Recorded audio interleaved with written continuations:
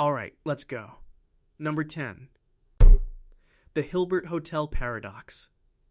In the winter of 1924, David Hilbert stood in front of a lecture hall at the University of Göttingen. He wasn't trying to break physics. He was trying to teach undergraduates the difference between finite and transfinite sets, and he needed a metaphor simple enough for a first-year student to picture in one breath. He built a hotel. The rule of every hotel that has ever existed is straightforward. A finite number of rooms. Each room holds one guest. When every room is occupied, the front desk turns you away. Full is full. The math of a full building doesn't allow another body inside it. This is the intuition every guest has ever brought to a lobby. Then Hilbert removed the finite ceiling. He gave the hotel infinite rooms, every room occupied. A new guest walks in. The manager, without evicting anyone, gives them a room. Hilbert's lecture wasn't formally published under his own name. It reached the world through his student George Gamow's 1947 book 1, 2, 3 Infinity, published by Viking Press. The trick is arithmetic. Every guest shifts from room n to room n+1. Room 1 opens. The hotel then accepts a bus of infinite new guests. Then infinite buses of infinite guests. Objections came fast. Leopold Kronecker's followers argued infinite sets don't exist and dismissed the puzzle entirely.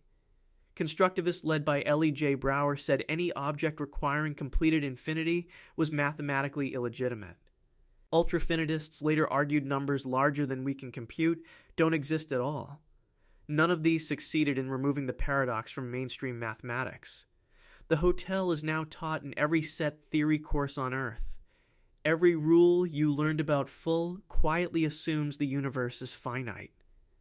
If it isn't, that word, full, loses its meaning inside your own reality. What does capacity mean in a universe that may not have any? The next paradox is older by 2,300 years, and it broke the mathematician who found it. Number 9. Cantor's different sizes of infinity. Georg Cantor arrived at the University of Halle in 1869 as a young mathematician working on a routine problem, the convergence of trigonometric series and Fourier analysis. He wasn't hunting the infinite. He was trying to prove a technical uniqueness theorem about how functions could be represented. The infinities came uninvited, forced out of the sets his proofs required him to construct. Every mathematician of the 19th century assumed infinity was a single quantity. Unbounded, uncountable in the loose sense of you can't finish counting. A blank ceiling above every finite number. One idea, one word, one thing. In 1874, Cantor proved this was false. The real numbers cannot be placed in one-to-one correspondence with the natural numbers. There are strictly more of them. The paper was titled Bereine Eigenschaft des Inbegriffs aller reellen algebraischen Zahlen, published in Krell's Journal in 1874. Cantor's cleaner diagonal argument came in 1891 in the Journal of the German Mathematical Society. The result was formal, checked, unassailable. Some infinities are provably larger than others. Leopold Kronecker, Cantor's former teacher at Berlin, blocked him from publications and university appointments for the rest of his career, calling him a corrupter of youth. Henri Poincaré, the most respected mathematician of the era, called set theory a disease from which mathematics will one day recover. Ludwig Wittgenstein continued disputing the diagonal argument into the 1930s.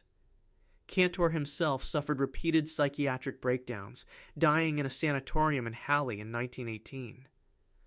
The math survived. The man did not. There are numbers on the real number line. Numbers with a physical meaning, distances, positions, quantities that no algorithm, no formula, no human effort will ever name. Most of the number line is unnameable. How many sizes of infinity sit between the counting numbers and the continuum? A century later, the answer is provably undecidable. The next paradox came 2,400 years before Cantor. It says you can't cross a room. Number 8. Zeno's paradoxes. Around 450 BC, a philosopher named Zeno of Elea sat in the Greek colony of Elea in southern Italy and tried to defend his teacher.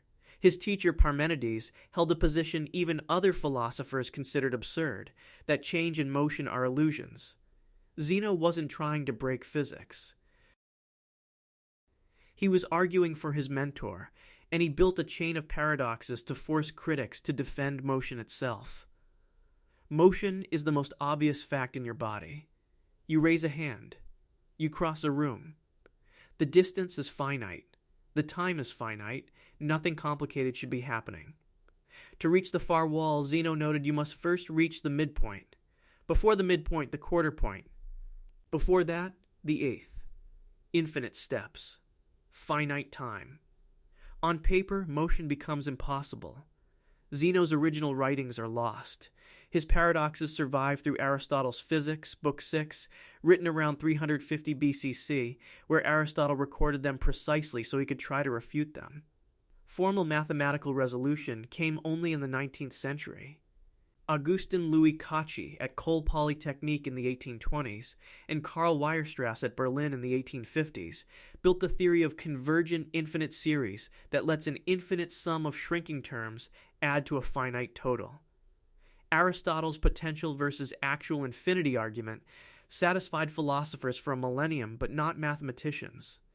Cauchy's limits gave a mathematical dissolution, but not a philosophical one. Adolf Grinbaum, in his 1968 book Modern Science and Zeno's Paradoxes, showed the conceptual issue remains, that a sum of infinitely many non-zero terms adding to a finite total is a mathematical statement, not an explanation of what your foot is doing.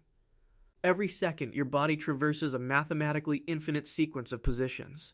You complete an infinite task each time you shift your weight. If space is truly continuous, how does anything real finish an infinite process, and finish it in time to catch the next one? The next infinity isn't a thought experiment. It's a proved theorem about geometry. Number 7. The Banach-Tarski Paradox.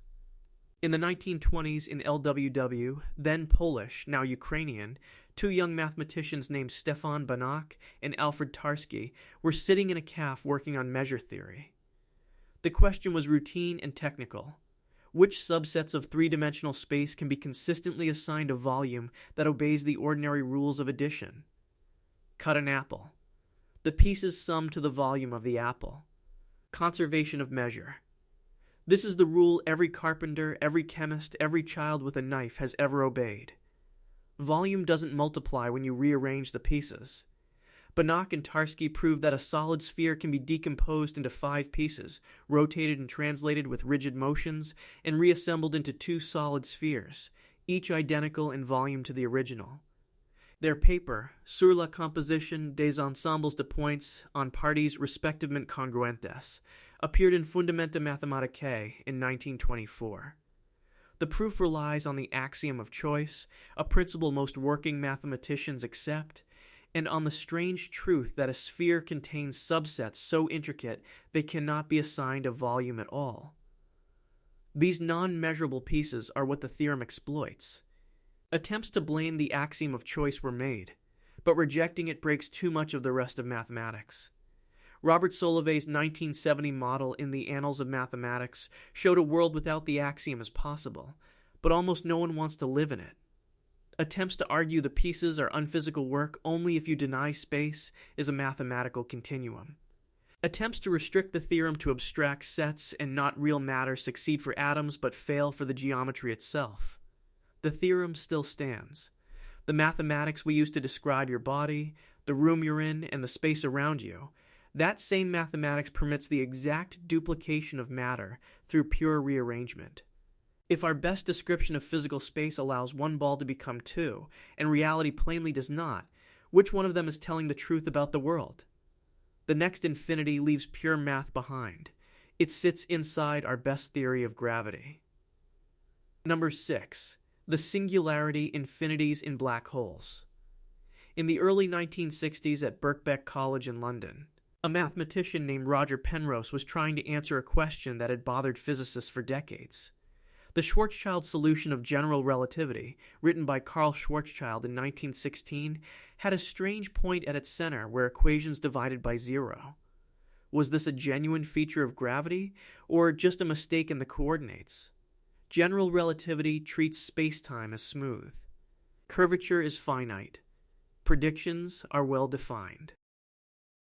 Any point where the equations return infinity should signal a coordinate artifact. The kind of glitch you get when you write the North Pole is at longitude undefined. Penrose proved that once a collapsing star crosses a specific threshold, a singularity is not a coordinate glitch. It is inevitable.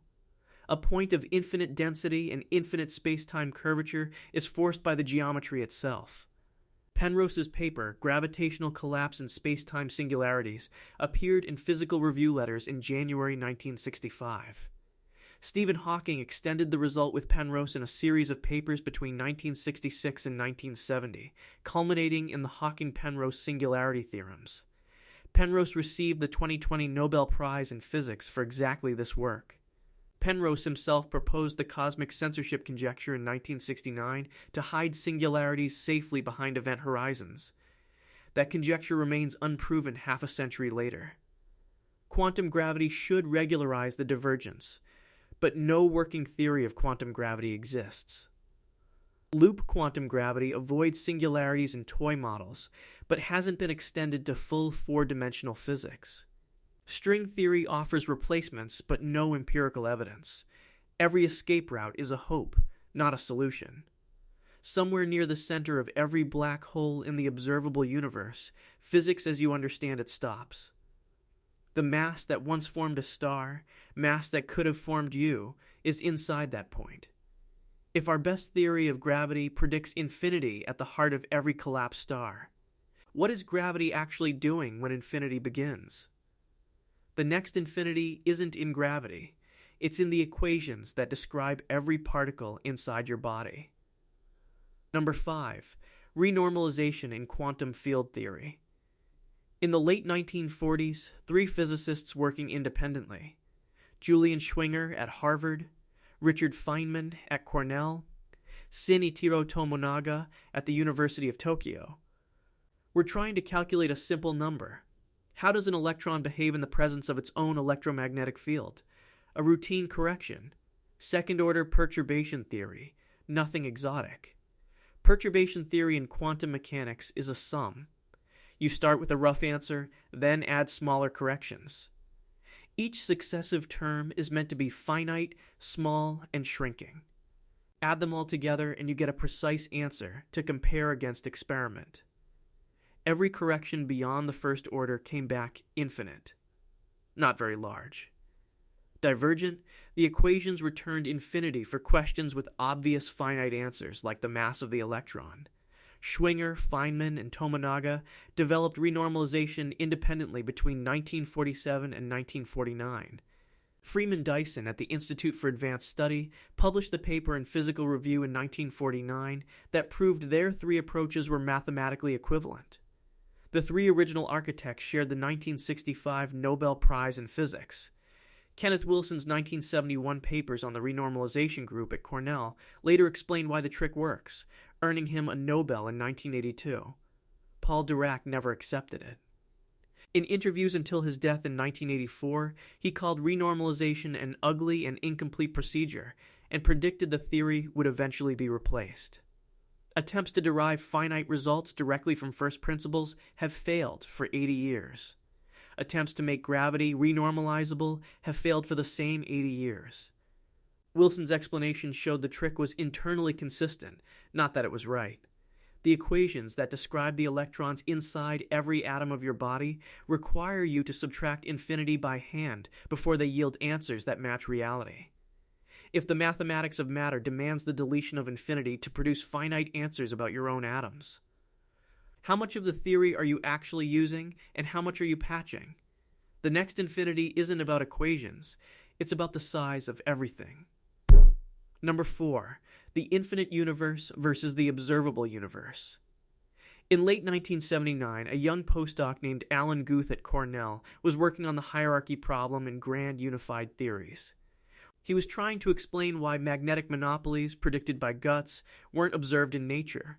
The math kept forcing an unrelated result, a period of exponential expansion in the early universe. The observable universe is a sphere roughly 93 billion light-years across, containing everything whose light has had time to reach us since the Big Bang. Beyond that boundary is a hard limit. Nothing outside it has ever influenced you. Guth's mechanism, called inflation, implied the universe extended vastly beyond that boundary, possibly by factors of 10^26 or greater, possibly infinitely. Guth's paper, Inflationary Universe, A Possible Solution to the Horizon and Flatness Problems, appeared in Physical Review D in 1981. The Wilkinson Microwave Anisotropy Probe between 2001 and 2010, and the Planck mission from 2009 to 2013, measured the universe's spatial curvature to be flat within 0.4%, consistent with an unbounded universe. The lower bound on the radius of curvature is at least 250 times the observable universe. Attempts to invoke a finite topology, like the Poincare dodecahedral space model of Jean-Pierre Luminet from 2003 in Nature, found no supporting evidence in Planck data. Max Tegmark's multiverse proposals move the infinity outward without eliminating it. The holographic principle from Gerard Hooft and Leonard Susskind reduces the information content but not the spatial extent. Every alternative preserves either infinity or something functionally identical to it. If the universe is truly infinite, then every possible arrangement of matter permitted by the laws of physics occurs somewhere, including one that recreates your body, your memories, your life, atom for atom, second for second, in a place light will never reach you from. What does it mean for you to be unique if the mathematics of cosmology says you are provably not? The next infinity isn't about the future or the far side of space. It's about the past. Number 3. Infinite regress in cosmology. Aristotle, in the 4th century BC at the Lyceum in Athens, was trying to answer a straightforward question. If every event has a cause, what caused the first event? He wasn't looking for a paradox. He was looking for the endpoint of an argument he could stop at. Causality is one of the most stable concepts in human thought. Every effect has a cause. Extend the chain backward. Either the chain terminates in something uncaused, or it goes back forever. Both options have proved logically unacceptable. An uncaused cause violates the rule that started the chain. An infinite past pushes explanation infinitely far away. Neither closes the question. Modern cosmology has produced formal versions of both horns. André Linde's eternal inflation model, published in Physics Letters B in 1986, proposes an infinite past of inflating regions.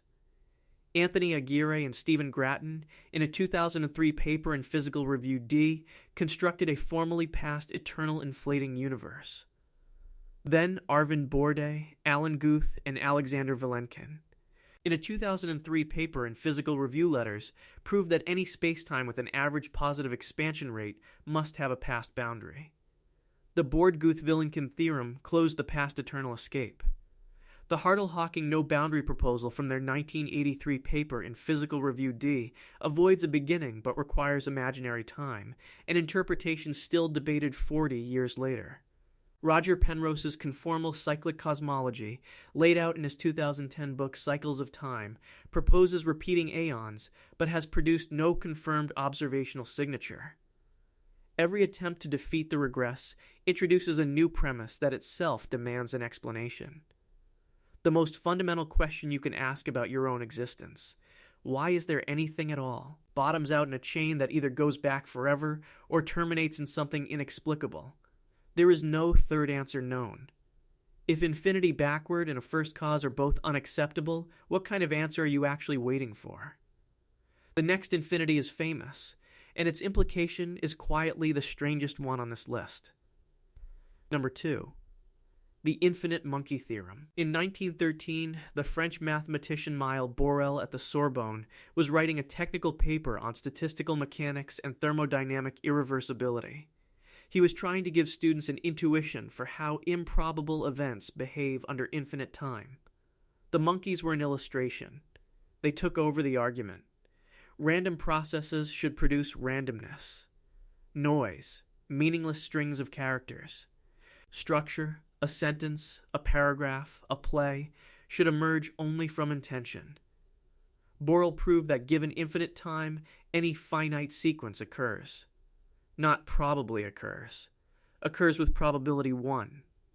Every book that has been written, every book that could be written, Every conversation you have ever had sits inside the output somewhere. Borel's original paper, Mécanique statistique et irréversibilité, appeared in Journal de Physique in 1913. The theorem was formalized more rigorously through the Borel-Cantelli lemma in the 1920s. Given a keyboard of 30 characters typing uniformly, the probability of producing Hamlet's first sentence in the first 30 keystrokes is about 1 in 30/30, but multiplied across infinite trials. The probability of the sequence occurring at all becomes exactly 1. Attempts to argue infinite time doesn't exist in our universe. Standard heat-death estimates give 10 + 100 years, more than long enough. Attempts to argue randomness isn't uniform in nature. Poisson statistics show it often is. Attempts to invoke Kolmogorov complexity to distinguish meaningful text from noise. But with infinite trials, all finite complexities are produced. Nothing rules out the conclusion.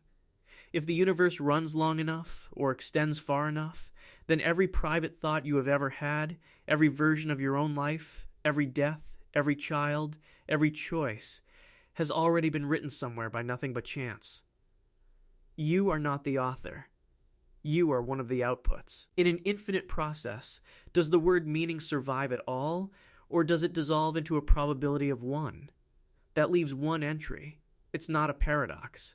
It's a pattern behind every entry on this list. Number 1. Why physics keeps trying to delete infinities. Andrei Sakharov, sitting in Moscow in the mid-1960s, was trying to explain gravity. He proposed that gravity might be an induced effect, a residue of quantum vacuum fluctuations of every other field. He needed infinity to make it work. Then he needed to remove it. A physical theory is supposed to predict finite, measurable numbers. If your equation returns a number no one can put on a scale, something is wrong. Every deep theory in modern physics produces infinities somewhere. Black holes, quantum electrodynamics, the vacuum energy of empty space, the horizon of an eternal inflation model, the perturbation series of the strong force. Nearly every calculation of anything fundamental requires the deletion of a divergent quantity. Freeman Dyson's 1952 paper in Physical Review proved the KED perturbation series is asymptotic, not convergent. It does not actually sum. Stephen Hawking's 1974 paper in Nature on black hole radiation required integrating over an infinite spectrum of vacuum modes. Sakharov's 1968 paper in Doklady Akademie Nauk proposed induced gravity from vacuum fluctuations that themselves diverge. Every landmark result in fundamental physics treats infinity as a nuisance to be surgically removed. Attempts to prove infinities are physically real, none observed in any experiment. Attempts to build theories without them, string theory has offered candidate answers for 40 years without confirmation, loop quantum gravity for 30. Attempts to reinterpret infinity as a calculational tool works numerically, empty philosophically. Attempts to argue infinity is a limitation of language, but the mathematics forces it back in every time. Every equation that describes what your body is made of contains an infinity that physicists agree should not be there, and no one knows what to replace it with. If infinity is the universe's way of telling us we don't understand something, and infinity keeps showing up everywhere we look, what haven't we understood about anything? The universe is not confused. We are. Every infinity on this list, from a hotel with no vacancy to the singularity inside every black hole, sits not at the edge of physics, but at the center of our most tested theories. Wherever our best mathematics touches the deepest questions, an infinity appears. And every time, we don't accept it. We patch it. We remove it. We keep pretending we understand. If you want to see more videos like this, click the video on screen now.